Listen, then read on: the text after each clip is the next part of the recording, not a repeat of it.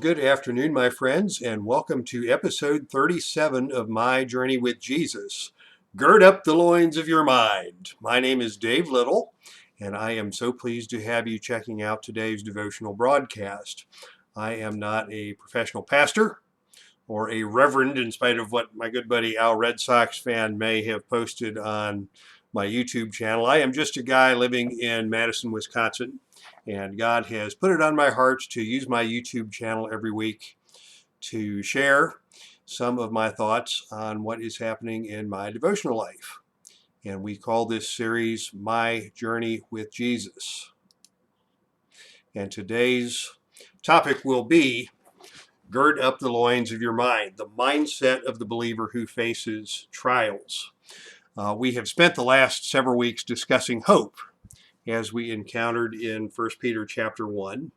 And today we will begin a discussion of the second half of that chapter, 1 Peter 1, how we as Christians prepare for the trials we face. The subject matter for this discussion will be 1 Peter 1, verses 13 through 25.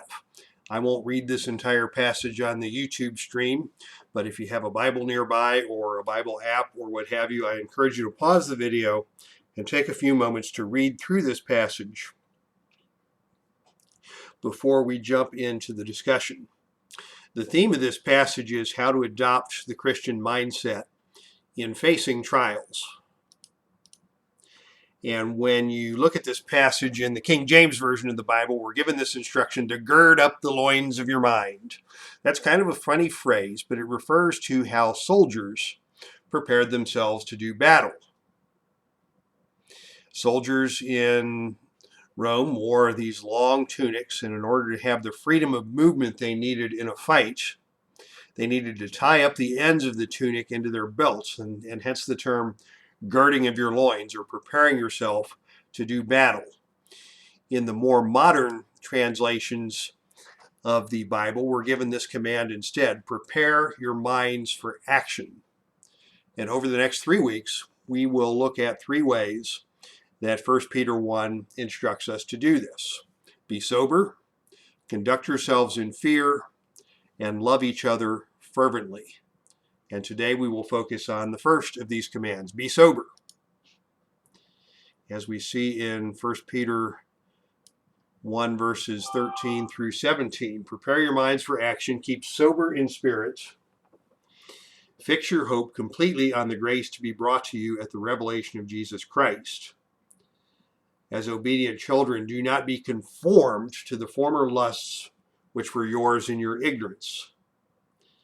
But be holy yourselves, because it is written, be holy, for I am holy. When Peter talks about being sober, many folks immediately contrast that to being drunk. And on one level, this is appropriate, but in the Christian walk, it's a much bigger picture. The bigger perspective is to be self-controlled. Don't let anything gain control of our senses or our interactions in a way that would take our focus off of Christ. Alcohol is a great example of that.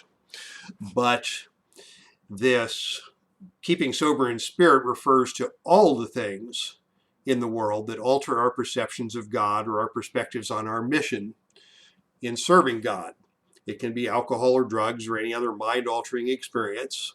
It can be any other known form of sin, sex, greed, power, what have you, whatever drives us, whatever motivates us at a deeper level than we are motivated by the desire to serve God, is a form of failure to keep a sober spirit. Even the good things in life, our careers, our hobbies, even our families can become things that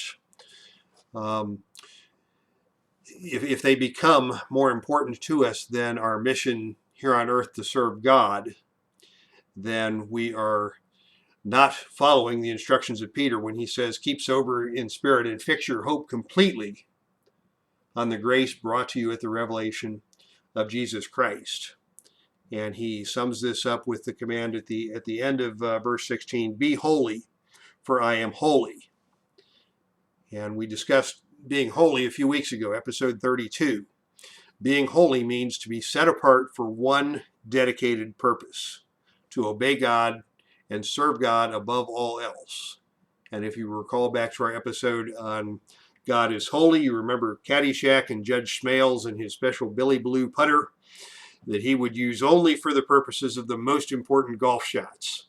You wouldn't see Judge Smales out there cleaning his gutters using Billy Blue, because that putter was set aside for one purpose and one purpose only. And that is the same outlook that we need to have, the same mindset that we need to have, that we are here on earth for one purpose and one purpose only. And in reflecting on the one purpose and the one purpose only, I like to reflect on 2 Timothy chapter 2, verse 4. No soldier in active service entangles himself in the affairs of everyday life, so that he may please the one who enlisted him as a soldier. I love that word, entangle. Maybe I don't love the word, but the concept really captures God's vision for our service to him. He is our first commitment. If the soldier went out and there was a call for battle, and the soldier was out negotiating a real estate deal to buy a plot of land in Vietnam, he wouldn't be ready to serve and ready to report for duty, because he would be entangled in another affair. And we want to avoid any worldly, earthly entanglements that would represent priorities in our life that would take precedence over him. And finally, we're told in Ephesians 5:18, do not get drunk with wine, which is in excess, for that is dissipation. That is debauchery.